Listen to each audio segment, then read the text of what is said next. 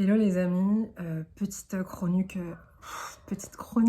nocturne pour vous raconter ma soirée. Alors je vous ai déjà dit que j'étais une facho et ce soir j'ai été à une manif en fait. Il y avait une manif, je sais même pas si on peut dire une manif de droite parce que je pense qu'il y a des gens de gauche qui pensent ça aussi.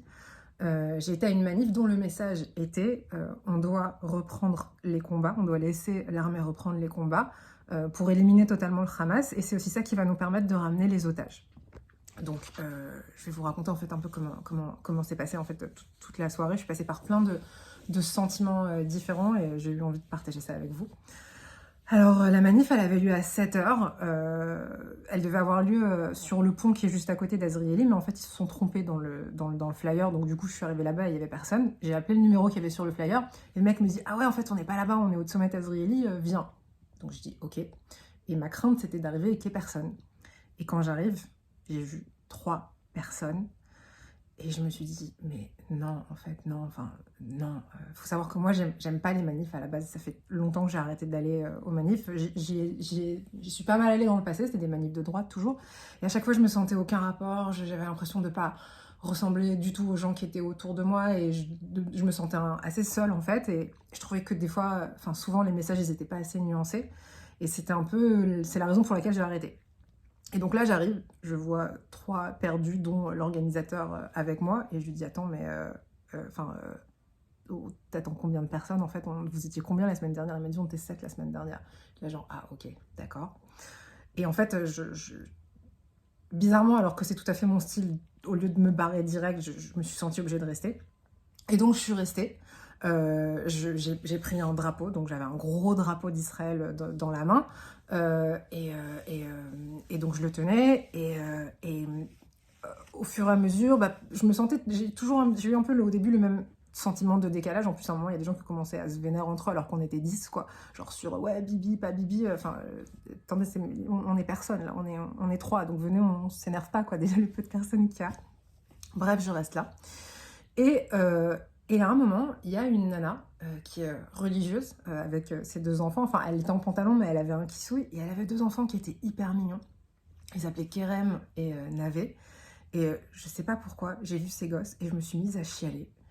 Je me suis mise à chialer parce que tout d'un coup, j'ai pensé aux enfants en fait, qui étaient en otage. Et j'ai vu ces gosses qui étaient tellement heureux, tellement pleins de vie, tellement contents d'être à la Afghana. Je sais pas, ça m'a touchée. Il y avait plein de trottinettes en plus qui passaient et j'ai eu hyper peur qu'il y en ait un qui frappe, qui rentre dans un enfant sans le faire exprès. Donc du coup, voilà, je sais pas, j'ai eu les larmes. La Rome a vu que j'ai eu les larmes, elle a dû se dire « Waouh, elle est vachement émue par la manif, cette meuf ». Bref, on a parlé.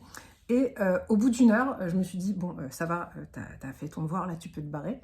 J'étais juste à côté d'Azrieli, donc j'avais prévu mon coup pour aller faire du shopping après, parce que je suis de droite, mais je suis aussi une meuf futile. Donc je fais mes courses, 1 heure de course, et après je reviens, et je vois que les mecs sont toujours là, sauf qu'ils sont quand même beaucoup plus nombreux, mieux organisés, ils ont changé d'endroit, et en fait, ils sont vraiment à un endroit où les voitures s'arrêtent, et ils ont beaucoup plus la pêche, donc ils ont plein de pancartes, ils ont les drapeaux, et ils demandent aux voitures de klaxonner, en fait, si elles sont d'accord avec les messages, en fait, qu'on scande. Et en fait, j'ai eu envie de rester. Et du coup, j'ai posé mes sacs et je suis restée et j'ai commencé à tenir une pancarte de Tnou Letzal Natseach. Et au début, j'étais un peu genre, je tiens la pancarte, mais je dis rien. Et après, j'ai commencé à faire des waouh, comme je le fais en concert, et à vraiment me chauffer, et à passer entre les voitures avec la pancarte. Et en fait, bon, j'étais d'accord avec les messages. On a crié des messages du style Lo Otzrim Ad Shemenatrim, Milchama Aza Achrona. Il y a eu aussi des Mavet la Mechablim Be Medinat Yehudim, et je dois vous dire que même si j'aime pas trop le Mavet les machin, et ben en fait je suis totalement d'accord avec ça, parce que moi aussi je pense que un terroriste, un mec qui est venu qui a fait un attentat pour nous buter, et ben il n'a pas à rester en vie après en fait, donc je suis tout à fait pour. Même si, je sais pas, j'étais un peu gênée de le crier, mais en vrai, je suis tout à fait pour. Donc, voilà, coming out aussi, toujours on continue dans la fachoïtude. D'ailleurs, à un moment, je parlais avec un mec qui était à la manif aussi, on discutait tranquille, et là, Tout d'un coup, il y a une voiture qui passe, c'était la seule fois de la soirée que j'ai vu ça. Et le gars, il hurle « La route est nous, Rollert !» Alors, je ne vais pas traduire, mais ceux qui parlent en hébreu ont compris. J'imagine que c'était un pays shalom, hein.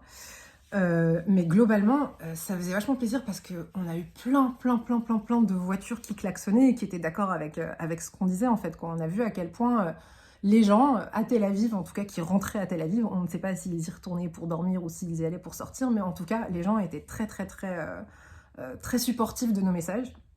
Et c'était vachement touchant. Et je me suis même... Enfin, j'ai même... Quand je me suis remis à la manif avec tout le monde, en fait, à la deuxième fois après le shopping, et ben, j'ai même eu, pareil, des petites larmes qui me sont venues, mais c'était plus des larmes d'émotion positive, quoi, cette fois-ci.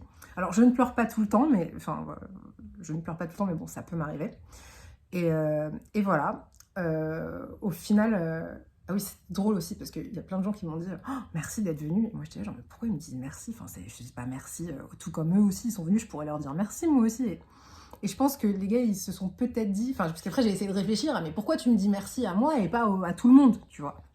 Et je me suis demandé si, en fait, avec ma petite coupe à la garçonne, mon petit look propre sur moi, ma petite veste brodée, et, mes cheveux blancs en mode... la féministe qui refuse le patriarcat en disant fuck off à la dictature du cheveu blanc, je me suis demandé si les mecs ils se sont pas dit elle, c'est une gaucho qui s'est réveillée et du coup elle est venue avec nous et il faut grave l'encourager et lui dire merci d'être venue avec nous. Voilà, donc je sais pas si ça se trouve, ça n'a rien à voir, je dis merci à tout le monde, comme on se dit Mazal Tov dans les mariages, même si c'est pas toi qui se marie. Mais voilà, donc je suis désolée, je vous ai fait une très longue chronique, mais voilà, c'était cette soirée, c'était une soirée, enfin, moi ça m'a fait, enfin, c'était une soirée émouvante, voilà. J'espère que la semaine prochaine, on n'aura pas besoin de revenir manifester parce qu'on aura repris la guerre. Et voilà, ben, je vous dis bonne nuit et Shabbat Shalom.